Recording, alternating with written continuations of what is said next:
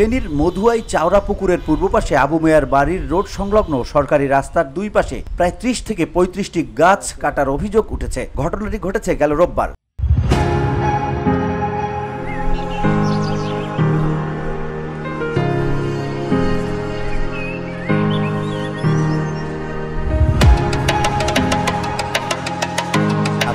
স্থানীয় সূত্রে জানা যায়, তাজুল ইসলাম মাওলার নেতৃত্বে অজ্ঞাত কয়েকজন মিলে সরকারি রাস্তার পাশের গাছগুলো কেটে ফেলে। এর আগেও একই ব্যক্তিরা দত্তবাড়ি সড়কে একটি আকাশী গাছ কেটে সরিয়ে ফেলেছিল বলে অভিযোগ উঠেছে।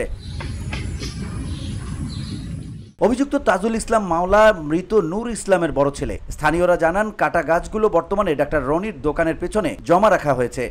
এখানে যখন নতুন রাস্তা বাঁধা হয়, তৎকালীন কামাল মেম্বার কিছু লোককে দায়িত্ব দেওয়া হয়েছে। এরা গাছগুলা নিজেরাই কিনে আনি নিজেরাই গাছগুলা লাগানো হয়েছে রাস্তায়। এখানে কোনো সরকারি গাছ লাগায় নেই। আমরা অনেকবার সরকারি লোকের কাছে আবেদন করছি, এগুলো কি সরকারি নেই? এরা বলছে না, এগুলো সরকারি না, এগুলো বিক্রি করে যে লাগাইছে সে বিক্রি করে দিব, আমাদের কোনো সমস্যা নাই। আমরা অনেক ধরনের জানাইছি।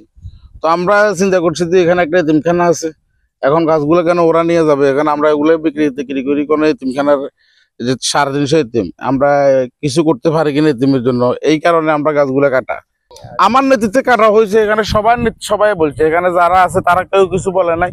যার জমিনের পাশে যেন ওনারা গাছ লাগাইছে, গাছ লাগাবার পরে তারা 4 বছর 5 বছর পরে এই গাছগুলা কাটি নিজেরা নিয়ে যায়। সরকারি ওনারা বলছে দেখি এই গাছগুলা কেন কাটেন? বলছে এটা আমরা লাগাইছি আমার জমিদের পাশে, তুমি কে? এ বিষয়ে বন কর্মকর্তা রুহুল আমিন বলেন, আমার কাছে এখনো কোনো লিখিত অভিযোগ আসেনি। লিখিত অভিযোগ পেলে প্রয়োজনীয় ব্যবস্থা নেওয়া হবে।